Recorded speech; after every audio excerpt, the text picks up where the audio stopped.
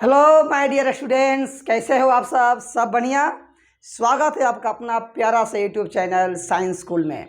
Hindi medium के विद्यार्थियों के लिए बहुत ही बेहतरीन चैनल है। यहाँ हम लोग फिजिक्स का बहुत ही इम्पोर्टेंट सेक्शन डिस्कस करने वाले हैं, जिसका नाम है मॉडर्न फिजिक्स। और मॉडर्न फिजिक्स में उसका फर्स्ट चैप्टर हम लोग डिस्कस करेंगे, विकिरण और द्रव्य का दोहरी प्रकृति। इसका फर्स्ट लेक्चर बनाया जा चुका है, आप उसको जाकर देखेंगे, तभी जाकर ये वीडियो आपको अच्छे से मतलब समझ में आएगा। ठीक है, तो एक बार उस फर्स्ट लेक्चर को आप ज़रूर देखें, तत्पश्चात आप इस पर आएँ। बहुत ही बेहतरीन तरीक़ा से आज हम लोग डिस्कस करने वाले हैं कार्यफलन के बारे में। देखिए माय डियर, कार्यफलन क्या होता है, जिसको इंग्लिश में बोलते हैं वर्क फंक्शन। कार्यफलन का मतलब है कि किसी भी धातु के प्लेट से, किसी भी सतह से इलेक्ट्रॉन को निकालने के लिए जितनी ऊर्जा की आवश्यकता होती है, वही ऊर्जा उस पदार्थ का कार्यफलन कहलाता है। जैसे देखिए, किसी धातु की सतह से इलेक्ट्रॉन निकालने के लिए आवश्यक न्यूनतम ऊर्जा को उस पदार्थ का कार्यफलन कहते हैं, और इसे फाई और डब्लू से सूचित किया जाता है। जैसे मान लीजिए कोई एल्युमिनियम का प्लेट है, कॉपर का प्लेट है, उस पर आप लाइट गिरा रहे हैं, धक्का धक एकदम लाइट गिरा रहे हैं, है कि नहीं। बहुत से तरीके से लाइट गिरा रहे हैं, और लाइट गिराने से क्या हुआ कि वहाँ से इलेक्ट्रॉन निकल गया। तो लाइट के वजह से इलेक्ट्रॉन निकला, उसका नाम है प्रकाश विद्युत उत्सर्जन। उसका नाम क्या है बाबू? प्रकाश विद्युत उत्सर्जन। यानी कि लाइट के सहायता से हम किसी मेटालिक बॉडी से इलेक्ट्रॉन को बाहर निकाल सकते हैं, लेकिन कंडीशन ये है कि जिस लाइट को आप उस पर गिरा रहे हो, वो लाइट उतना ऊर्जा उसको दे रही है या नहीं। अगर उतना ऊर्जा उसको मिल गया, जितना ऊर्जा से उसको निकलना है, उतना ऊर्जा अगर उसको मिल गया तो ऑब्वियस सी बात है इलेक्ट्रॉन निकल जाएगा। अगर नहीं मिला तो नहीं निकलेगा, है कि नहीं। सिंपल सी बात है। तो वर्क फंक्शन निकालने का फॉर्मूला होता है W = बराबर EV0 HF0 SC/λ0। EV0 HF0 SC/λ0। इसे आप ध्यान में रखेंगे my dear, EV0 HF0 SC/λ0 बहुत ही इंपॉर्टेंट रिलेशन है। आप क्वेश्चन कहोगे सर ये EV0 में E क्या है, V0 क्या है, H क्या है, F0 क्या है, λ0 क्या है। तो E को इलेक्ट्रॉन बोलते हैं, V0 को विद्युत रोधी विभव बोलते हैं। विद्युत रोधी, रोगी नहीं है, विरोधी है। यह है विरोधी विभव, स्टॉपिंग पोटेंशियल। F0 देहली आवृत्ति, थ्रेशोल्ड फ्रीक्वेंसी इसका नाम है। इसके बारे में हम लोग बहुत अच्छे से डिस्कस करने वाले हैं।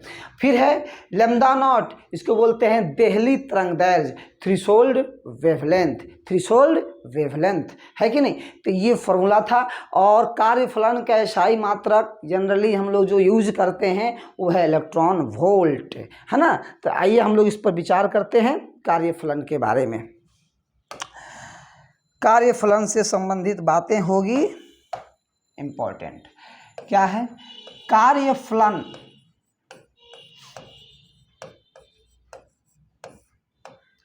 एक अदिश राशि है। सबसे पहली बात, कार्यफलन एक अदिश राशि है जिसका मात्रक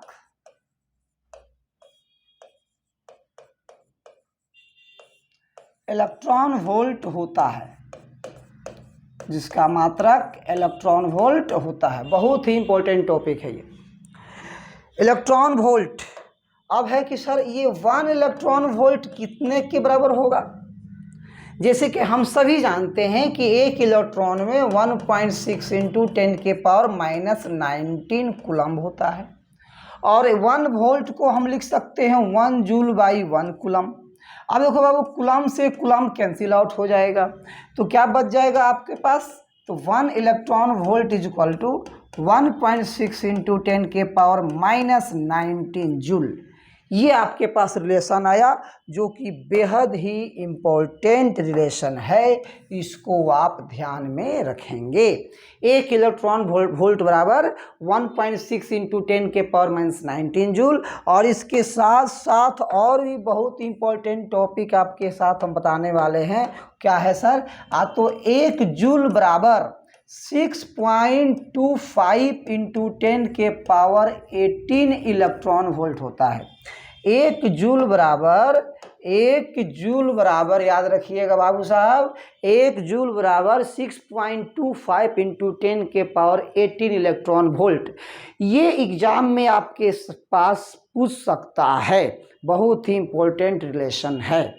उतना ही नहीं, इलेक्ट्रॉन वोल्ट जो आप देख रहे हो, यहाँ जो आप इलेक्ट्रॉन वोल्ट को देख रहे हो, ये सिर्फ कार्यफलन का ही मात्रक नहीं। देखिए, ये कार्यफलन का ही सिर्फ मात्रक नहीं, इलेक्ट्रॉन वोल्ट देखिए कार्यफलन का मात्रक तो है ही है, और साथ ही साथ ये ऊर्जा का भी मात्रक होता है।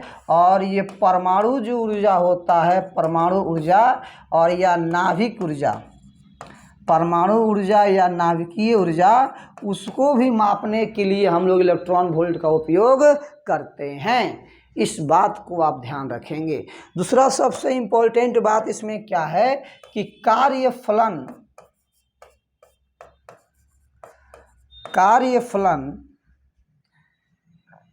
निम्न 2 बातों पर निर्भर करता है। निम्न 2 बातों पर निर्भर करता है। किस पर निर्भर करता है?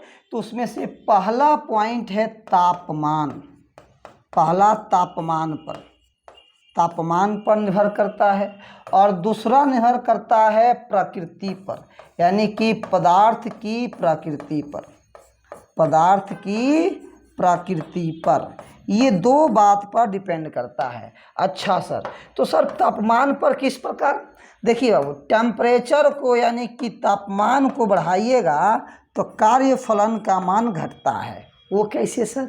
देखिए, मतलब कि तापमान बढ़ाने से क्या होगा, उसको आप ऊर्जा दे रहे हो पहले से भी, है ना, पहले से उसको ऊर्जा दे रहे हो, पहले से उसको एनर्जी दे रहे हो, लेकिन अब उसको ऊर्जा जो चाहिए वो पहले के अपेक्षा कम चाहिए। मतलब कहने का, जैसे मान लीजिए कि 2 वस्तु है, एक गर्म है एक ठंडा है, मतलब एक ही प्रकार की वस्तु है, एक ही घनत्व वाला वस्तु। जैसे लोहा ले लिए, तो लोहा एक गर्म लोहा है एक ठंडा लोहा है। अब बताइए इलेक्ट्रॉन का निकालना किस में से आसानी होगा, गर्म लोहा में से ठंडा लोहा में से? तो बोलिएगा सर गर्म लोहा में से। तो कहें तो पहले से उसके पास एनर्जी है, हीट एनर्जी पहले से है, थोड़ा सा और एनर्जी देंगे तो वहाँ से इलेक्ट्रॉन निकल जाएगा, यही ना सोचोगे? बिल्कुल यही बात यहाँ भी सोचना है कि अगर टेम्परेचर बढ़ाएंगे तो उसको एक्स्ट्रा एनर्जी की कम आवश्यकता होगी, और टेम्परेचर अगर नहीं बढ़ाते हैं तो उसमें ज़्यादा ज़रूरत पड़ती है। ठीक है, तो तापमान बढ़ाने से कार्यफलन का मान घटता है। और पदार्थ की प्रकृति का मतलब हो गया ये कि अलग अलग पदार्थ का कार्यफलन अलग अलग होता है। अलग अलग पदार्थ का कार्यफलन अलग अलग होता है क्योंकि उसकी प्रकृति अलग अलग होती है, जैसे देखिए हम बताते हैं। अगर इसमें एक होता है सीजियम का जो कार्यफलन है, CS बोलते हैं, सीजियम को बोलते हैं CS मतलब हो गया सीजियम का कार्यफलन होता है 2.14 इलेक्ट्रॉन वोल्ट, जो सबसे कम होता है।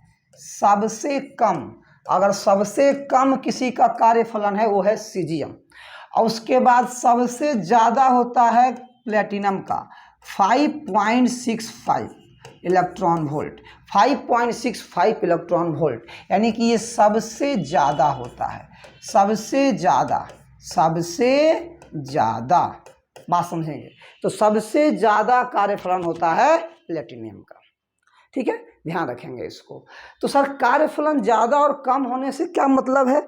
मतलब ये कि उसको कम से कम उतना ऊर्जा दीजिएगा तब वहाँ से इलेक्ट्रॉन निकलेगा उस धातु के सतह से, अदरवाइज नहीं निकलेगा। जैसे मान के चलिए कि एक हम धातु की सतह आप बना दिए, धात्विक प्लेट हम बना दिए, बहुत बढ़िया सर। जैसे ये धात्विक प्लेट हो गया ना? हाँ सर बिल्कुल। और इसके अंदर बहुत सारे इलेक्ट्रॉन्स है, बहुत सारे इलेक्ट्रॉन्स है, बहुत सारे इलेक्ट्रॉन्स है। अब यहाँ से क्या हुआ, ये मान लीजिए सन हो गया, और सन से जो है लाइट ऐसे आ रहा है, सब कुछ कीजिए, सन से इस तरह से लाइट जो है आकर इस पर गिर रहा है।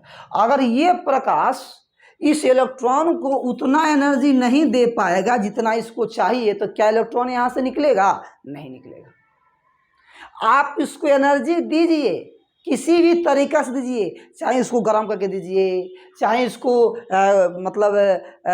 प्रकाश ऊर्जा दीजिए, कोई भी ऊर्जा इसको दीजिए, लेकिन इसको जितना चाहिए अगर उतना ऊर्जा इसको मिलता है तभी यहाँ से इलेक्ट्रॉन का उत्सर्जन होगा, अन्यथा नहीं होगा। तो वही बता रहे थे कि इसकी निकलने के लिए जितनी ऊर्जा की आवश्यकता होती है उसी ऊर्जा को हम कार्यफलन के नाम से जानते हैं। बिल्कुल सही बात है सर। इसका मतलब ये हो गया सर कि अगर मेटालिक प्लेट को हम अलग अलग कर दें, जैसे पहले एल्युमिनियम ला के रखे थे, तो मान लीजिए एल्युमिनियम से इलेक्ट्रॉन निकल गया, ठीक है, फिर मैंने कॉपर का ला कर रखा, कॉपर से इलेक्ट्रॉन निकल रहा है, मैंने आप सोचा कि जिंक ला कर रखते हैं, तो जिंक से हो सकता है कि नहीं निकले, में भी हो सकता है कि नहीं निकले, जिंक के लिए और एनर्जी चाहिए होगा तो अभी नहीं निकल रहा है। तो वही बात है कि हर मटेरियल का, हर इंसान का कैपेसिटी अलग अलग होता है, बात समझे ना। तो सेम तरीका यहाँ भी है, तो जितना इसका रिक्वायरमेंट है उतना अगर दीजिएगा तो इलेक्ट्रॉन निकलेगा, अदरवाइज नहीं निकलता है। यही बात समझना है आपको। बहुत बढ़िया, चलिए ये बात हो गई और आगे बढ़ते हैं। इसमें कुछ टर्म का यूज हुआ था। क्या टर्म का यूज हुआ था? जैसे कि देहली आवृत्ति, देहली तरंगदैर्घ्य, है ना, प्रकाश ऊर्जा। तो सबसे पहले हम लोग डिस्कस करते हैं प्रकाश ऊर्जा के बारे में, यानी कि फोटोन के बारे में, तब हम चर्चा करेंगे बाकी सब विशेष बात। तो आइए आइडिया हम लोग डिस्कस करते हैं। कुछ इम्पोर्टेंट पॉइंट है। फोटोन, ये फोटोन क्या होता है सर? PHOTON, फोटोन, ठीक। फोटोन प्रकाश का सबसे छोटा कण होता है। प्रकाश का सबसे छोटा कण को फोटोन कहते हैं, यानी कि प्रकाश का सबसे छोटा कण, सबसे छोटा कण ऐसा मानते हैं हम लोग। सबसे छोटा कण को क्या कहते हैं हम लोग? फोटोन कहते हैं। बहुत बढ़िया सर, फोटोन। और प्रकाश में सिर्फ एक फोटोन नहीं होता है, बहुत सारे फोटोन होते हैं, और जितने भी फोटोन होते हैं उनके पास एनर्जी होता है, ऊर्जा होता है ना। उस ऊर्जा को फोटोन ऊर्जा के नाम से जानते हैं। जैसे देखिए, अगर मान लीजिए कि किसी स्रोत से प्रकाश की किरणें अगर आ रही है, इसमें छोटे छोटे इसके पीस होंगे, छोटे छोटे इसमें कण होंगे, छोटे छोटे इसमें कण होंगे, उसी कण का नाम है फोटोन, उसी कण का नाम है फोटोन। तो बहुत सारे फोटोन होते हैं, उसी फोटोन के पास, उसी एक फोटोन के पास ऊर्जा होता है। ऊर्जा से सभी के पास होता है, तो उसमें से जो फोटोन होते हैं, उस फोटोन के पास जो ऊर्जा होता है, उस ऊर्जा का नाम होता है फोटोन ऊर्जा। क्या नाम होता है? फोटोन ऊर्जा। बहुत बढ़िया। तो आप कोई पूछ देगा सर, एक फोटोन ऊर्जा, एक फोटोन का ऊर्जा कितना होता है? एक फोटोन का ऊर्जा बताइए। तो एक फोटोन का ऊर्जा, चाहे कोई भी हो, ऊर्जा जो होता है वो h/f के बराबर होता है। एक फोटोन का ऊर्जा h/f के बराबर होता है, क्योंकि फोटोन ऊर्जा जो है उस प्रकाश के आवृत्ति के सीधा समानुपाती होता है। फोटोन का ऊर्जा प्रकाश के आवृत्ति के सीधा समानुपाती होता है, यानी कि आवृत्ति ज़्यादा होगा तो फोटोन ऊर्जा ज़्यादा होगा, आवृत्ति कम होगा तो फोटोन ऊर्जा कम होगा। तो फोटोन ऊर्जा को लिखेंगे हम E, तो E = hf, E = hf एक रिलेशन आपके पास आएगा। E हो गया फोटोन एनर्जी, फोटोन ऊर्जा, H हो गया प्लांक्स नियतांक, जहाँ H को हम लोग बोलते हैं Planck's constant, Planck's constant my dear, और इसकी वैल्यू फिक्स होती है 6.62 × 10⁻³ जूल/सेकेंड।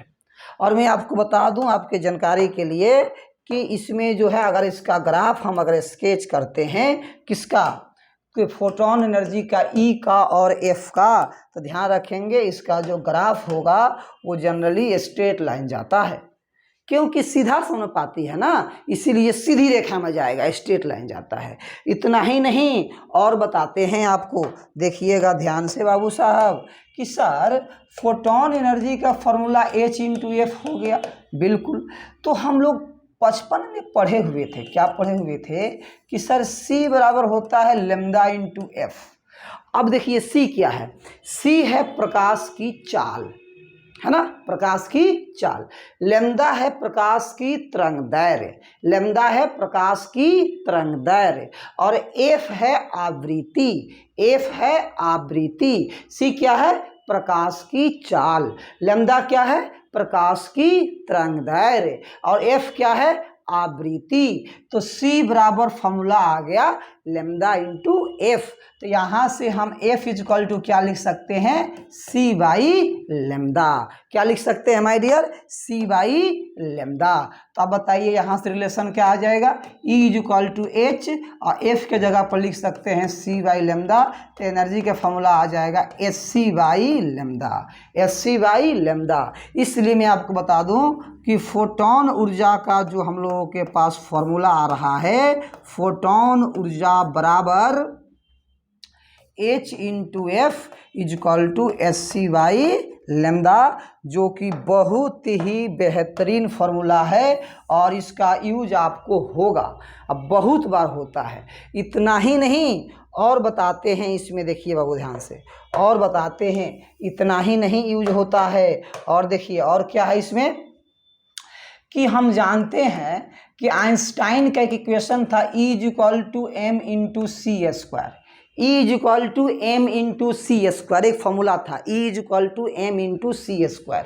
यहाँ से अगर हम m निकाल दें तो क्या हो जाएगा, E/c²। सर यहाँ E क्या है, तो ऊर्जा है, C क्या है, तो प्रकाश की चाल है, और m क्या है, द्रव्यमान है, m क्या है, द्रव्यमान है। तो अगर मैं आपसे पूछूं कि फोटोन अगर कण है तो फोटोन का संवेग कितना होता है, फोटोन का संवेग, बात समझवा दे, फोटोन का संवेग यानी कि momentum of photon, momentum of photon. आइए माय डियर लिख सकते हैं मोमेंटम ऑफ फोटोन के बारे में, फोटोन का संवेग। तो फोटोन का संवेग निकालने के लिए संवेग को सूचित करते हैं P से, संवेग को सूचित करते हैं P से। तो P बराबर होता है m/v।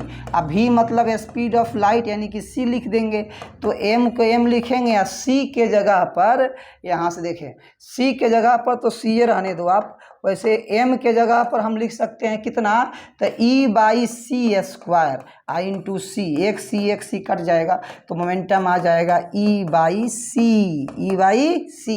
और E के जगह पर हम क्या लिख सकते हैं, Sc/λ। तो मैंने E के जगह पर रख दिया Sc/λ, और नीचे एगो C था, तो ये C और ये C कट जाएगा, इसीलिए संवेग का फॉर्मूला हो गया H/λ। संवेग का क्या फॉर्मूला हो गया माय डियर, H/λ। तो संवेग और लैम्डा का जो ग्राफ है वो कुछ इस तरह से दिखेगा, है ना, इस तरह से दिखेगा, ध्यान रखेंगे। संवेग और तरंगदैर्घ्य का ग्राफ कुछ इस प्रकार से दिख रहा है। ये अक्सर एग्जाम में पूछा जाता है माय डियर, इसलिए इसको आप ध्यान में रखेंगे, एकदम याद करके रखेंगे। तो चलिए, फोटोन ऊर्जा का फॉर्मूला H/F और Sc/λ होता है। फोटोन का संवेग बराबर H/λ या E/c, ये दोनों याद हो जाए तो और अच्छी बात है। H बराबर P बराबर E/c या P बराबर H/λ, यानी कि जैसे जैसे हम लैम्डा बढ़ाएंगे, जैसे जैसे हम तरंगदैर्घ्य बढ़ाएंगे, जैसे जैसे हम तरंगदैर्घ्य बढ़ाएंगे तो फोटोन का संवेग घटता है, यानी कि तरंगदैर्घ्य बढ़ाने से संवेग घटता है, तरंगदैर्घ्य बढ़ाने से संवेग घटता है, तरंगदैर्घ्य बढ़ाने से संवेग घटता है। किसका, फोटोन का। किसका घटता है माय डियर, फोटोन का। और भी फोटोन से रिलेटेड बहुत सारी पॉइंट्स अभी है ना। फोटोन आवेशहीन है, फोटोन आवेशहीन कण है, फोटॉन कैसा कण है भाई साहब? आवेशहीन कण है, मतलब इसके पास आवेश नहीं होता है, इसके पास आवेश नहीं होता है। बहुत बढ़िया सर, बहुत बढ़िया, इस बात को आप ध्यान रखेंगे। फोटॉन का रेस्ट मास, फोटॉन का रेस्ट मास मतलब विराम मास, रेस्ट मास बोलने का विरामावस्था में मास इसका लगभग 0 होता है। ऐसा हम मान के चलते हैं कि जो फोटोन रुका हुआ रहता है वैसे रुकता तो नहीं है, तो उसके मास को हम लोग शून्य मानते हैं। क्या मानते हैं माय डियर? शून्य मानते हैं। बहुत बढ़िया। और सबसे इम्पोर्टेंट पॉइंट क्या है कि विद्युत क्षेत्र तथा चुंबकीय क्षेत्र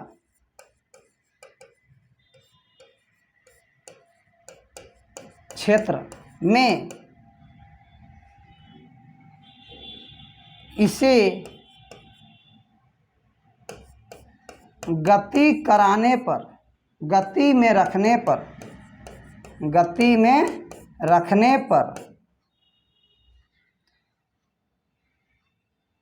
दिशा में, इसकी दिशा में कोई परिवर्तन नहीं होता है, इसके दिशा में कोई परिवर्तन नहीं होता है, कोई परिवर्तन नहीं होता है।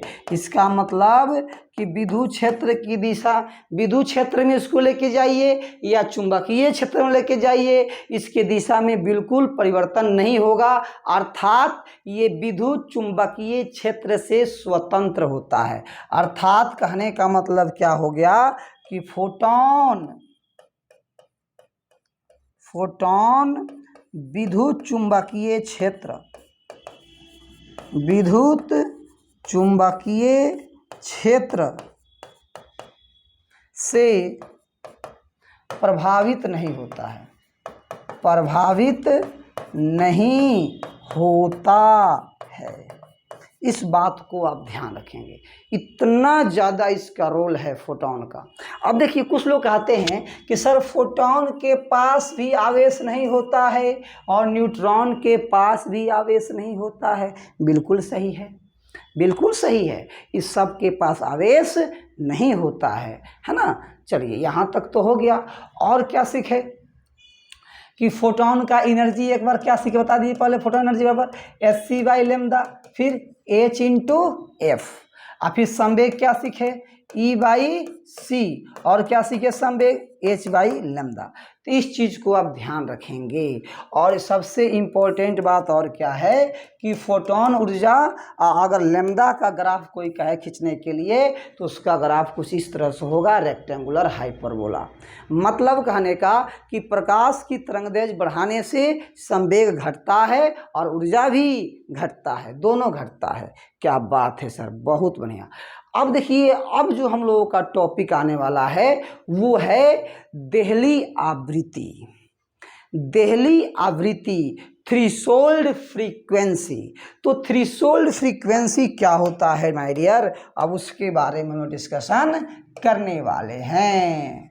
देहली आवृत्ति,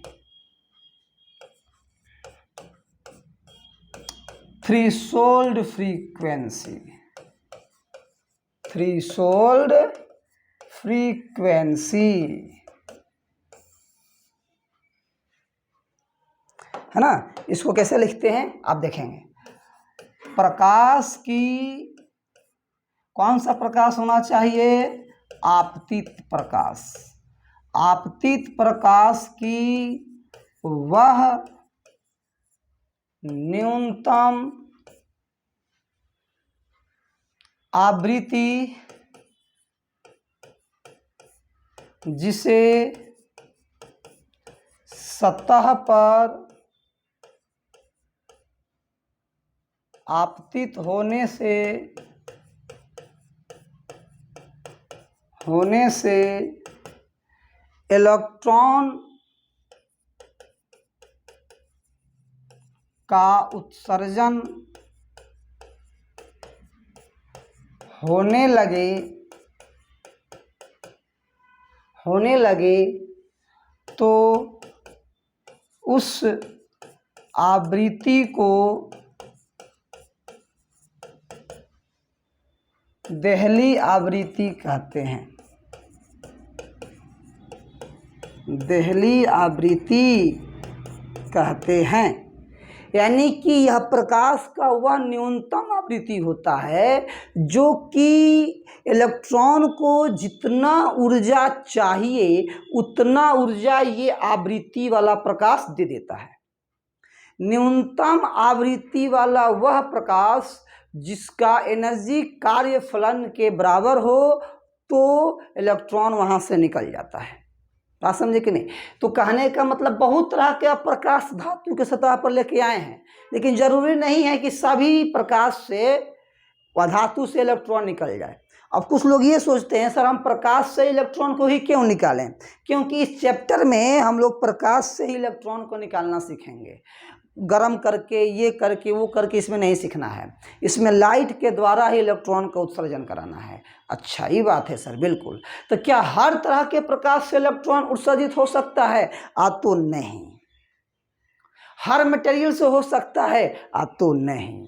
वो किसी खास तरह का मटेरियल धातु का सतह होना चाहिए और किसी खास तरह का आवृत्ति वाला प्रकाश होना चाहिए, है ना। जरूरी नहीं है कि अगर वायलेट कलर से किसी मेटल प्लेट से इलेक्ट्रॉन निकल रहा है वायलेट से तो दूसरा से भी निकलेगा, ये जरूरी नहीं है। निकल भी सकता है और नहीं भी निकल सकता है। बात समझे?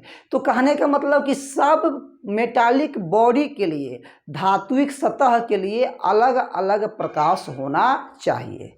अलग अलग सेट करता है, एक प्रकाश सब पर सेट नहीं कर सकता, दोनों पॉसिबिलिटी हमेशा नहीं कर सकता। ठीक है, तो यही बात यहाँ है कि आपतित प्रकाश की वह न्यूनतम आवृत्ति जिसे सतह पर आपतित होने से इलेक्ट्रॉन का उत्सर्जन होने लगे तो उस आवृत्ति को देहली आवृत्ति कहते हैं, अदरवाइज नहीं कहते हैं। बात समझे? दूसरी बात यह है कि देहली आवृत्ति को यानी कि इसे F0 से सूचित किया जाता है।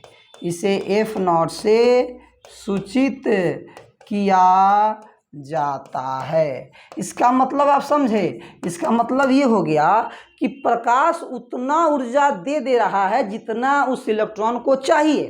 इलेक्ट्रॉन को जितना ऊर्जा चाहिए उस ऊर्जा को हम कार्यफलन कहते हैं। इसका मतलब कि F0 आवृत्ति प्रकाश वाले, F0 आवृत्ति वाले प्रकाश ऊर्जा कार्यफलन के बराबर है। किसके बराबर है? कार्यफलन के। अगर कार्यफलन के बराबर है तभी इलेक्ट्रॉन वहां से निकलेगा, अदरवाइज नहीं निकलेगा। मतलब हम लिख सकते हैं W बराबर HF0। ये फॉर्मूला बन गया, W बराबर HF0। याद रखेंगे, बहुत ही बेहतरीन रिलेशन रहा। और फ्रीक्वेंसी का SI मात्रक हर्ज होता है, कार्यफलन का इलेक्ट्रॉन वोल्ट होता है। याद रहेगा? चलिए सर, बहुत बढ़िया। चलिए आगे बढ़ते हैं नेक्स्ट की ओर। फिर है हम लोगों का नेक्स्ट देहली तरंगदैर्घ्य।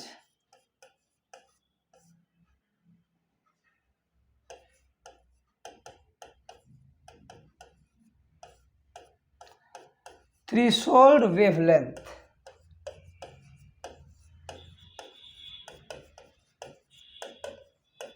थ्रेशोल्ड वेवलेंथ, इसमें हम लोग क्या डिस्कस करेंगे कि प्रकाश का वह अधिकतम तरंगदैर्घ्य, उपयुक्त अधिकतम तरंगदैर्घ्य वाले प्रकाश जिससे मेटालिक बॉडीज पर आपतित कराने पर उससे इलेक्ट्रॉन निकल जाए, तो उस तरह के तरंगदैर्घ्य को हम लोग कहते हैं देहली तरंगदैर्घ्य। कैसे? तो देखेंगे।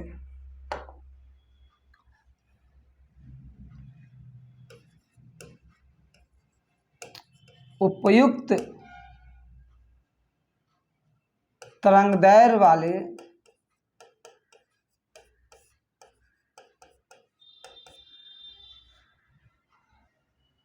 प्रकाश, उपयुक्त तरंगदैर्घ्य वाले प्रकाश को धातु की सतह पर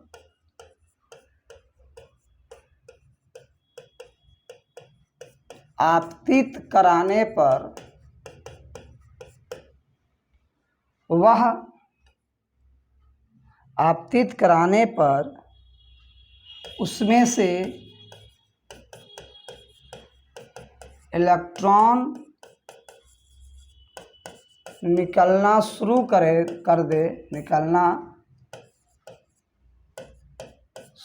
कर दे तो उस तरंगदैर्घ्य को देहली तरंगदैर्घ्य कहते हैं। देहली तरंगदैर्घ्य कहते हैं। इसे लैम्ब्डा नॉट से सूचित किया जाता है।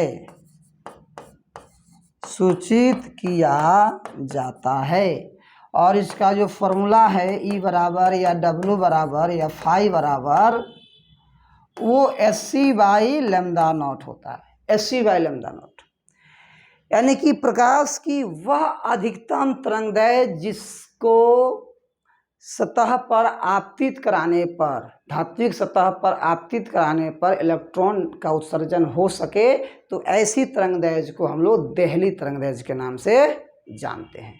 तो याद रखिएगा, आवृत्ति में न्यूनतम आवृत्ति होना चाहिए और तरंगदैर्घ्य में अधिकतम तरंगदैर्घ्य होना चाहिए। कारण क्या है कि न्यूनतम आवृत्ति होगा तो ऊर्जा न्यूनतम होगा और अधिकतम तरंगदैर्घ्य होगा तब ऊर्जा न्यूनतम होगा। क्योंकि हम लोग इसके पहले यहाँ डिस्कशन किए हुए हैं। क्या आप तो देखिए कि एनर्जी का फॉर्मूला होता है H/F और SC/λ। तो फ्रीक्वेंसी अगर कम होगा तो आवृत्ति भी कम होगा और तरंगदैर्घ्य फ्रीक्वेंसी कम होगा तो ऊर्जा भी कम होगा। यानी कि धीरे धीरे अगर फ्रीक्वेंसी को आप बढ़ाइएगा तो ऊर्जा भी धीरे धीरे बढ़ेगा, लेकिन जैसे जैसे तरंगदैर्घ्य को आप बढ़ाइएगा तो आपका ऊर्जा घटेगा। तो ऊर्जा को कम करने के लिए, ऊर्जा को न्यूनतम रखने के लिए आवृत्ति को कम होना चाहिए, तरंगदैर्घ्य को अधिकतम होना चाहिए। बात समझे? ऊर्जा न्यूनतम होने के लिए आवृत्ति न्यूनतम होनी चाहिए और तरंगदैर्घ्य अधिकतम होना चाहिए। तो इस तरह से हम लोग देहली आवृत्ति, देहली तरंगदैर्घ्य और फोटोन के बारे में डिस्कशन किए, कार्यफलन के बारे में डिस्कशन किए। अगला लेक्चर में हम लोग इसके आगे कंटिन्यू करेंगे। तब तक के लिए आप इसको एकदम एंजॉय कीजिए, एकदम पढ़ते रहिए मन लगाकर और हमारे साथ जुड़े रहिए। और भी बहुत सारे टॉपिक आपको डिस्कस करके आपको मिलेगा और कमेंट में बताइएगा ये सेशन आपको कैसा लगा। आगे की वीडियो और अपलोड की जाएगी इस चैनल पर। आपको ऑब्जेक्टिव, सब्जेक्टिव हर टाइप के क्वेश्चंस मिलेंगे, हर टाइप के। ठीक ना? धन्यवाद।